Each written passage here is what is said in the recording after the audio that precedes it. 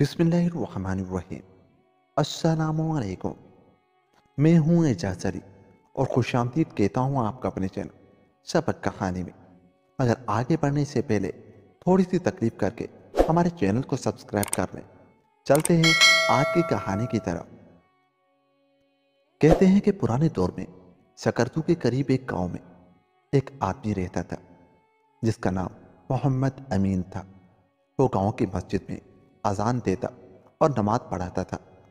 मजहबी तकरीबात के वक्त भी वो लोगों की रहनुमाई और खिदमत करता था। गांव के लोग इस खिदमत पर उसे कुछ न कुछ दे दिया करते थे। वो खुद किसी से कुछ न मांगता था। एक दिन उसकी बीवी नेक वक्त ने उससे कहा, हम अब माशाल्लाह 3 हैं, एक आप, दूसरा हमारा बेटा असगर और तीसरी में खर्च बढ़ गया है, गुजारा नहीं होता। तो सच कहती है, मैं मस्जिद में अजान देता हूँ, नमाज पढ़ाता हूँ, ईद शब बारात पर जो खिदमत हो सकती है लोग करते हैं। अब तू क्या चाहती है? हमारी आमदनी बढ़नी चाहिए। गांव छोटा है, लोग भी गरीब हैं, सिर्फ ईद शब बारात के त्योहारों पर ही थोड़ी बहुत आमदनी होती है। नेक वक्त ये बातें तो तू रोज करती है। इस वक्त भूख लगी है, कुछ पकाया है तो ला। नेक वक्त उठकर बावर्ची खाने में गई और 2 सूखी चपातियां और हरी मिर्चियां उठा लाई। वो बोली, घर में आटा न था इसलिए ताज़ा चपातियां न पका सकी। ये हरी मिर्चें हैं, उनके साथ खा लो। मोहम्मद अमीन ने बासी चपातियों, मिर्चों और पानी से पेट भरा, फिर बोला, खुदा का लाख लाख शुक्र है को रिज़्क़ हलाल से नवाजता है। नेक वक्त बोली, आप ठीक कहते हैं असगर के अब्बा, अल्लाह ताला हमें हलाल रिज़्क़ देता है, लेकिन मैं समझती हूँ कि जो हालत इस वक्त हमारी है वो कुछ अच्छी नहीं। कम से कम हमारे पास इतने पैसे तो होने चाहिए कि हम सब्जी खरीद सके, उधार मिर्चें लेकर गुजारा न करें। मोहम्मद अमीन ने ठंडी सांस भरी और बोला, मैं क्या कहूँ, सच्ची बात तो यह है कि मैं और कमा नहीं सकता। मैं मौज़न और पेश इमाम हूँ, इसके अलावा और कोई काम ना आता है और न कर सकता हूँ। आमदनी बढ़े तो कैसे, तू ही बता। नेक वक्त ने हिम्मत की और बोली, बल्तिस्तान का सुल्तान मुअज़्ज़म सकरदू में रहता है। सुना है दिल और हाथ का सकी है। जो कोई उसके पास जाता है वो उसकी कदर करता है, मुंह मांगी मुराद पूरी करता है। हमेशा खुदावंद ताला से मांगना चाहिए, वो हमारा रब है, वो हमें पालता है। मोहम्मद अमीन ने कहा। नेक वक्त को मालूम था कि उसका खाविंद यही जवाब देगा, चुनाचे उसने भी इस बात का जवाब अपने जहन में सोचा हुआ था। वो बोली, आप ठीक कहते हैं, अल्लाह ही सबका खालिक है और सबको पालता है। सुल्तान मुअज़्ज़म भी हमारी तरह अल्लाह का बंदा है, उसको भी धन दौलत अल्लाह ने दिया है। वो उस धन दौलत में से कुछ हिस्सा आप जैसे आलमों को देता है और यूं उनकी कदर करता है। आप भी उसमें से अपना हिस्सा वसूल करें। नहीं, ये बात नहीं है। सुल्तान मुअज़्ज़म बल्तिस्तान का बादशाह है और बादशाह आवाम से दौलत छीनते हैं या दुश्मनों को लड़ाई में शिकस्त देकर उनकी दौलत लूट लेते हैं। लिहाजा उनकी कमाई जायज़ नहीं। मैं हराम की कमाई में हिस्सेदार नहीं बन सकता। नेक वक्त ने कहा, मैं आपकी बात समझ गई, लेकिन सुल्तान मुअज़्ज़म की सारी दौलत ऐसी नहीं है। शायद तू ठीक कहती है नेक वक्त। अगर मैं ठीक कहती हूँ तो आप कल उसके दरबार में जाएं और पता करें कि उसकी दौलत जायज़ है या नाजायज़। मोहम्मद अमीन सोचने लगा और काफ़ी देर तक सोचता रहा। आखिर बोला, ठीक है, मैं कल सकरदू जाऊंगा और उसके दरबार में हाजिरी दूंगा, और उसने मुझे अपनी नाजायज़ दौलत से खैरात दी तो मैं लेने से इनकार कर दूंगा। और अगर सुल्तान मुअज़्ज़म ने अपनी नेक कमाई से कुछ रकम दी तो फिर लेने से पहले ये पता करूंगा कि ये वाकई हलाल की कमाई है या नहीं। दूसरे दिन सुबह सवेरे उसने बासी रोटी और हरी मिर्चों का नाश्ता किया और अपने गांव से पैदल सकरदू की तरफ चल दिया। दोपहर से पहले वो सकरदू पहुंच गया और फिर उसने दरबार का रुख किया। महल के बाहर हाजतमंदों की कतारें लगी हुई थी। मोहम्मद अमीन भी एक कतार में खड़ा हो गया। कतार आगे बढ़ती रही और आखिरकार उसे बादशाह नजर आया। बादशाह दरबार में बैठा था। उसके इर्द गिर्द उसके दरबारी थे। तख्त सोने का बना हुआ था जिसमें हीरे जवाहरात की जोड़त थी। हीरे और जवाहरात से तख्त रोशन नजर आ रहा था। बादशाह की पगड़ी में एक बहुत बड़ा हीरा सूरज की तरह चमक रहा था। उसने कम ख्वाब की कबा पहनी हुई थी जिसको सोने के धागों से सिया गया था। कबा झिलमिल कर रही थी। बादशाह की दाएं और बाएं 2 गुलाम खड़े थे जिनके हाथों में संदूकचे थे। ये संदूकचे सोने चांदी के सिक्कों से भरे हुए थे। खैरात मांगने वाले आगे बढ़ रहे थे। जब कोई मुलाकाती बादशाह के सामने जाता तो बादशाह संदूकचे से موٹی پر سکے اٹھاتا اور پیالے کی طرح بنائے ہوئے ہاتھوں میں ڈال دیتا۔ ملاقاتی سکے لے کر جھکتا، سلام کرتا اور چل دیتا۔ کافی دیر بعد محمد امین کی باری آ گئی۔ وہ بادشاہ کے سامنے کھڑا تھا اور اس کی آنکھوں میں آنکھیں ڈال کر دیکھ رہا تھا۔ بادشاہ نے صندوقچے میں ہاتھ ڈالا اور مٹھی بھر کر سکے مؤذن کی طرف کیے، لیکن اس نے ہاتھوں کا پیالہ نہ بنایا اور بولا، عالم پناہ، جان کی امان پاؤں تو یہ پوچھوں کہ آپ جو خیرات مجھے دے رہے ہیں، کیا یہ حلال کی کمائی ہے؟ کیا مطلب ہے آپ کا؟ بادشاہ بولا، میں نے عرض کیا ہے کہ جو خیرات آپ مجھے دے رہے ہیں، کیا یہ آپ کے خون پسینے کی کمائی ہے؟ محمد امین نے کہا۔ بادشاہ یہ سن کر ہکا بکا رہ گیا۔ اس کی مٹھی کے سکے صندوقچے میں گر پڑے اور وہ غصے میں بولا کہ آپ کو یہ پتہ نہیں کہ بادشاہ عام لوگوں کی طرح محنت مزدوری کر کے مال و زر اکٹھا نہیں کرتے، وہ کمانے کے لیے پسینہ نہیں بہاتے۔ ان کی آمدنی کے اور بہت سے طریقے ہیں۔ اگر یہ بات ہے تو میں آپ سے خیرات نہیں لوں گا۔ میں ایسی دولت میں حصہ دار نہیں بن سکتا جو پسینہ بہا کر یعنی محنت کر کے حاصل نہ کی گئی ہو۔ میرے عقیدے کے مطابق وہ ناجائز دولت ہے۔ بادشاہ یہ سن کر خاموش ہو گیا۔ وہ جب تخت پر بیٹھا تھا تو اس نے اپنے آپ سے وعدہ کیا تھا کہ وہ کسی کو خالی ہاتھ نہ جانے دے گا۔ اگر یہ ضرورت مند شخص اس کے دروازے سے خالی ہاتھ چلا جاتا تو اس کا وہ وعدہ ٹوٹ جاتا تھا جو اس نے اپنے آپ سے کیا تھا۔ محمد امین جانے لگا تو بادشاہ نے سوچ کر کہا، آپ آج خالی ہاتھ چلے جائیں اور کل شام میرے پاس آئیں۔ میں وعدہ کرتا ہوں کہ میں آپ کو کل شام وہ سکے دوں گا جو میں نے خون پسینہ ایک کر کے کمائے ہوں۔ تم وعدہ کرتے ہو کہ کل شام آؤ گے؟ ہاں، میں وعدہ کرتا ہوں کہ کل شام آپ کی نیک کمائی سے حصہ لینے ضرور آؤں گا۔ محمد امین نے یہ کہا اور واپس اپنے گاؤں کی طرف چل دیا۔ بادشاہ نے دوسرے لوگوں میں خیرات تقسیم کی اور پھر اپنے خوابگاہ میں چلا گیا۔ ملکہ نے اسے فکر مند دیکھا تو پوچھا، حضور پریشان نظر آتے ہیں آج؟ ہاں ملکہ عالیہ، میں آج پریشان ہوں۔ بادشاہ بولا، آج دربار میں ایک شخص خیرات لینے آیا اور بولا کہ وہ میری اس کمائی سے خیرات لے گا جو میں نے خود محنت کر کے حاصل کی ہو۔ ظاہر ہے میرے پاس ایسی کمائی نہیں ہے جو میں نے محنت مزدوری کر کے حاصل کی ہو۔ عالم پناہ، آپ نے اسے کیا کہا؟ کیا وہ خیرات لیے بغیر لوٹ گیا؟ ہاں، وہ چلا گیا، البتہ وہ کل شام پھر آئے گا۔ میں نے اس سے کہا کہ وہ مجھے ایک دن دے دے تاکہ میں اسے حق حلال کی کمائی سے خیرات پیش کر سکوں۔ حق حلال کی کمائی وہ کہاں سے آئے گی؟ حضور کی ساری دولت تو عام لوگوں کی دولت ہے، یا آپ نے دشمن کو مار پیٹ کر ان کے خزانوں سے لوٹی ہے؟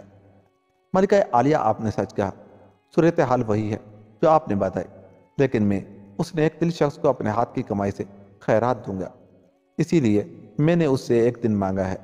کل سارا دن آپ کے پاس ہے، کہ کل آپ مزدوری کریں گے؟ ہاں ملکہ عالیہ، میں کل بھیس بدل کر گھر سے نکلوں گا اور مزدوری کروں گا۔ بادشاہ نے کپڑے بدلے، کھانا کھایا اور سو گیا۔ اسے اگلے دن ایک عام مزدور بن کر کام تلاش کرنا تھا۔ اگلے دن وہ سکردو کی گلی کوچوں میں کام کی تلاش میں گھومنے لگا۔ کوئی شخص بھی اسے نہ پہچان سکا کہ وہ بدستان کا بادشاہ سلطان معظم ہے۔ اس نے ایک دو گھروں میں کام کی درخواست کی، لیکن کسی نے اس کی درخواست پر توجہ نہ دی۔ کوئی اسے منڈی سے سودا سلف لا کر دینے کے لیے بھی تیار نہ تھا۔ وہ ایک لکڑہارے کے پاس گیا، لیکن اسے بھی اس کی مدد کی ضرورت نہ تھی۔ وہ ایک کھیت میں گیا اور کسان سے کہا کہ وہ نلائی کر کے 4 پیسے کمانا چاہتا، لیکن کسان نہ مانا۔ گاؤں میں ایک شخص مکان بنوا رہا تھا اور راج مزدور کام کر رہے تھے۔ بادشاہ مالک مکان سے ملا تو مالک مکان نے اسے چشمے سے پانی لانے کے لیے کہا تاکہ مٹی گارے سے دیواروں کو چنا جا سکے۔ پانی لانے کے لیے مالک مکان نے اسے کچا گھڑا دیا اور بادشاہ چشمے سے گھڑا بھر بھر کر لانے لگا۔ یہ کام بادشاہ کے لیے بہت مشکل تھا، کیونکہ اس نے کبھی بھی پانی کا بھرا ہوا کچا گھڑا سر پر رکھ کر پتھریلی پک ڈنڈی پر سفر نہ کیا تھا۔ وہ 2 گھڑا بھر کر لایا اور تھک گیا۔ اب وہ چاہتا تھا کہ یہ کام چھوڑ دے، لیکن اسے محمد امین سے اپنا وعدہ یاد آیا اور وہ تیسری بار پھر چشمے سے پانی لانے کے لیے چل پڑا۔ چوتھی بار وہ پانی لا رہا تھا تو تھکاوٹ کی وجہ سے اس کا پیر ڈگمگایا، گھڑا سر سے لڑکھا اور نیچے گر کر ٹوٹ گیا۔ مالک مکان کو سخت غصہ آیا، اس کا نقصان ہوا تھا۔ اس نے بادشاہ کو خون خوار نظروں سے دیکھا اور بولا، نکمے آدمی، کہ تم نے کیا کر دیا؟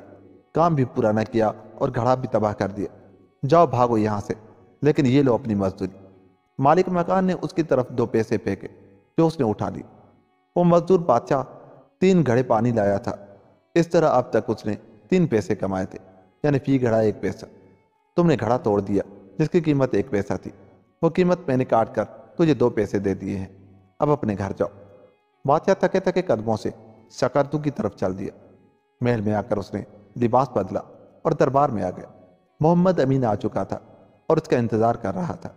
بادشاہ نے اسے 2 پیسے دیے اور بولا، نیک دل انسان، یہ لو 2 پیسے، یہ میں نے پسینہ بہا کر کمائے ہیں، یہ میرے عوام سے لی گئی کمائی نہیں ہے۔ بادشاہ سلامت، اگر یہ تانبے کے سکے ہیں لیکن میرے لیے سونے کے سکوں سے زیادہ قیمتی ہے، محمد امین نے کہا۔ بادشاہ کو جھک کر سلام کیا اور تانبے کے 2 پیسے لے کر گھر آ گیا۔ جب اس کی بیگم نے اپنے خاوند کو دیکھا تو خوش ہو کر آگے بڑھی اور دروازے پر کھڑی ہو کر بولی، بادشاہ سلامت نے آپ کو کیا دیا خیرات میں؟ محمد امین نے تانبے کے 2 سکے اس کی ہتھیلی پر رکھے اور بولا، بادشاہ نے اپنا وعدہ پورا کیا، اس نے آج خود مزدوری کر کے صرف 2 پیسے کمائے جو اس نے مجھے دے دی۔ یہ سکے اب آپ کے پاس ہیں، ان کو جس طرح چاہو خرچ کرو۔ میں اذان دیکھنے کے لیے مسجد کی طرف جا رہا ہوں کیونکہ اذان کا وقت ہو گیا ہے۔ یہ کہہ کر محمد امین مسجد کی طرف چل دیا۔ اس کی بیوی کو بہت غصہ آیا کہ اس کا خاوند 2 دن بادشاہ کے پاس گیا اور صرف تانبے کے 2 پیسے لائے۔ اس نے وہ 2 پیسے پکڑ کر اس گملے میں پھینک دیے جس میں لاجونتی کا پودا لگا ہوا تھا۔ وہ شام کو روزانہ گملے میں پانی ڈالتی تھی تاکہ یہ پودا ہرا بھرا رہے اور جلد پھول لائے۔ اس نے پودے کو پانی دیا جس سے دونوں سکے مٹی کے اندر سما گئے اور نظروں سے اوجھل ہو گئے۔ ایک شام نیک وقت نے دیکھا کہ لاجونتی کے پودے کے ساتھ ایک اور پودا اگا ہے۔ گملے میں خودرو پودے اکثر اگتے تھے جنہیں وہ اکھاڑ کر پھینک دیتی تھی، لیکن یہ پودا دوسرے عام خودرو پودوں سے مختلف تھا۔ وہ اسے دیکھ کر حیران ہوئی۔ اس نے سوچا، دیکھتے ہیں یہ بڑا ہو کر کیسا لگتا ہے، اس کے پتے کیا روپ اختیار کرتے ہیں۔ چنانچہ اس نے پودے کو نہ اکھاڑا۔ وقت گزرتا رہا اور پودا بڑا ہوتا رہا۔ اس کے پتے بڑے ہوتے گئے جو رنگ میں سبز تھے۔ اس کے نرم و نازک تنے بے شمار تھے اور ان کا رنگ ارغوانی تھا۔ ان تنوں پر سفید سفید پھول کھلنے لگے جن میں سے خوشبو نکلتی تھی۔ نیک وقت ان پھولوں کو دیکھ کر خوش ہوتی اور ان پھولوں میں سے نکلنے والی خوشبو سونگھ کر اس کی تھکاوٹ دور ہو جاتی۔ پھر ایک وقت آیا کہ پھول پھل بننے لگے۔ یہ پھل ایسا تھا جو اس نے اپنی زندگی میں پہلے کبھی نہ دیکھا تھا۔ چھوٹی چھوٹی ننھی ننھی سفید گولیاں جو سورج کی کرنوں کی طرح چمکتی تھی۔ وہ ان کی چکا چون دیکھ کر حیران رہ جاتی تھی۔ ایک دن اس نے محمد امین سے پوچھا، کیا خیال ہے آپ کا، اس پھل کا کوئی فائدہ بھی ہے یا نہیں؟ مجھے اس کا کوئی پتہ نہیں کیونکہ میں نے آج تک ایسا پھل نہیں دیکھا، نہ اپنے گاؤں میں اور نہ ہی سکردو میں۔ جب اس پودے پر پھول آتے ہیں تو ان میں سے خوشبو آتی ہے۔ نیک وقت بولی، ہاں وہ خوشبو بھی نرالی ہے، سارا گھر اس خوشبو سے مہک اٹھتا ہے۔ میرے خیال میں یہ برکت والا پودا ہے۔ محمد امین یہ کہہ کر مسجد کی طرف چل دی۔ چند دنوں میں پھل پک کر صحن میں گرنے لگا۔ نیک وقت سفید سفید خوبصورت گولیوں کو اپنے ہاتھ سے چنتی اور مٹی کے پیالے میں رکھ دیتی۔ ایک دن وہ گھر میں بیٹھی تھی کہ ایک پھیری والے نے آواز لگائی، امرود لے لو امرود۔ نیک وقت کے پاس پیسے تو نہیں تھے۔ اس نے مٹی کے پیالے سے گولیاں اٹھا کر پھل فروش کو دکھائی اور بولی، ان کے عوض امرود دو گے؟ پھل فروش نے سفید گولیوں کو دیکھا، پسند کیا، ان کے عوض نیک وقت کو تازہ امرود دے دیے۔ بہن، میں نے آپ کو امرود تو دے دیے ہیں لیکن یہ پتہ نہیں چلا یہ سفید گولیاں کاہے کی ہیں۔ میرے گھر میں ایک پودا ہے، اس پر یہ لگتی ہے، لیکن مجھے پتہ نہیں ان کا نام کیا ہے۔ نیک وقت نے کہا، میرا خیال تھا کہ آپ کو ان گولیوں کے نام کا پتہ ہوگا۔ پھل والے نے پھر کہا، یہ کوئی پھل ہے لیکن میں نے یہ پھل پہلے کبھی نہیں دیکھا۔ آپ کو تو معلوم ہونا چاہیے کہ آپ پھل بیچتے ہیں۔ سبزی اور پھل تو یقیناً بیچتا ہوں، اور ایک عمر ہو گئی ہے یہ کام کرتے ہوئے، لیکن ایسا پھل نہ چکھا نہ دیکھا۔ پھیری والے نے کہا اور سفید گولیوں کو لے کر سکردو آ گیا اور وہاں ایک بڑے دکاندار سے گولیوں کے بارے میں پوچھا۔ بڑے دکاندار نے سفید گولیوں کو دیکھ کر حیرت سے کہا، کہاں سے ملا یہ پھل تجھے؟ میں قریبی گاؤں گیا تھا، وہاں موزن محمد امین کی بیوی نے یہ سفید گولیاں دی اور میں نے ان کے عوض اسے امرود دیے۔ پھیری والا بولا، ٹھیک ہے، اور تم کچھ سودا لینا چاہو تو میں ان گولیوں کے عوض دینے کو تیار ہوں۔ دکاندار نے کہا، مجھے ان کے عوض دال چاول اور کھانڈ دے دو۔ پھیری والے نے سفید گولیاں دکاندار کو دیتے ہوئے کہا۔ دکاندار گولیاں لے کر بہت خوش ہوا، لیکن اس نے اپنی خوشی ظاہر نہ ہونے دی اور پھیری والے کو دال چاول اور کھانڈ دے کر فارغ کر دیا۔ اب نیک وقت پھیری والے کو روزانہ سفید گولیاں دیتی اور ان کے عوض پھل یا سبزی لے لیتی۔ پھیری والا یہ گولیاں بڑے دکاندار کو دے دیتا اور اس سے سودا صرف خرید لیتا یا کبھی کبھار پیسے لے لیتا۔ ایک دن بڑے دکاندار نے ایک نکارچی کو دیکھا جو اعلان کر رہا تھا، مہربان قدردان صاحبہ، سنیے غور سے سنیے، بادشاہ سلامت سلطان المعظم کی بیٹی शहजादी नूरुल आयन की शादी तय पा गई है और उसी जोड़ा तैयार किया जाएगा जिसमें सच्चे मोती टांके जाएंगे।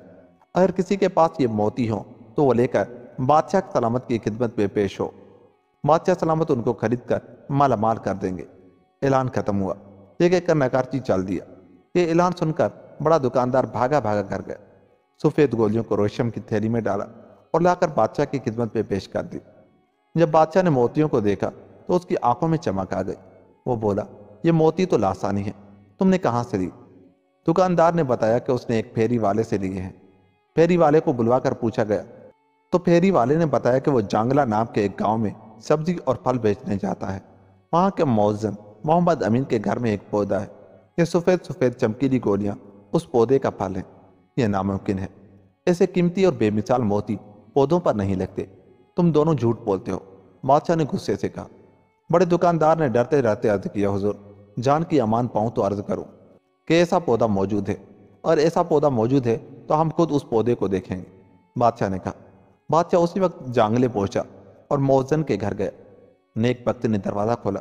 उसके सामने बल्तिस्तान का बादशाह सुल्तान अल मुअज्जम खड़ा था। वो बोला, हम वो पौधा देखना चाहते हैं जिस पर बेमिसाल सफ़ेद मोतियों का फल लगता है। नेक वक्त हैरान परेशान खड़ी थी। जब उसने मोतियों के मुतालिक सुना तो खुशी से पुकार उठी, मैं पहले ही सोचती थी ये फल नादर है। वो भाग कर गई और लाजवंती का गमला उठा लाया। बादशाह गमले को घुमा फिरा कर देखने लगा। अचानक उसके हाथ से गमला गिरा और टूट गया। पौधे की जड़ें नजर आने लगी और सिक्के बिखर गए। अरे तांबे के सिक्के! ये पौधा तो तांबे के सिक्कों से फूटा है। नेक वक्त बोली। मोहम्मद अमीन मस्जिद से आ गया था। वो आगे बढ़ा और बोला, बादशाह सलामत, आपको याद होगा आपने मुझे तांबे के 2 सिक्के खैरात में दिए थे। ये 2 सिक्के आपने पसीने बहाकर कमाए थे। बादशाह ने सिक्के देखे और हैरान रह गए। वो बोला, यकीनन हमें याद है, हमने आपको ये 2 सिक्के दिए थे। हमने पहली बार जिंदगी में अपने हाथों से काम करके इनको कमाया था। आलिम पना, वो सच्चे मोती जो आप तक पहुंचे आपकी मेहनत का फल थे। मोहम्मद अमीन ने कहा, आप दुरुस्त कहते हैं और आप मेरी सल्तनत के सबसे अक्लमंद इंसान हैं। बादशाह ने कहा। फिर बोला, आप मेरे साथ सकरदू चलें और मेरे बेटे को पढ़ाएं। मेरे बेटे के दिल में ये बात उतर जानी चाहिए कि नेक कमाई में बरकत है। फिर मोहम्मद अमीन बादशाह के महल में जाकर रहने लगा। बीवी नेक वक्त और बेटा अस्कर भी उसके साथ थे। नन्हा अस्कर अब बादशाह के बेटे के साथ पढ़ता और खेलता था। कहने को तो ये महज एक किस्सा है, मगर इस पर गौर किया जाए तो इसमें हमारे लिए सबक पोशीदा है। दोस्तों, अगर आपको हमारी ये कहानी अच्छी लगी तो जाते हुए हमारे चैनल को सब्सक्राइब कर लें। मिलते हैं किसी ऐसी ही कहानी के साथ। तब तक अपना बहुत सा ख्याल रखिएगा। अल्लाह निगहबान।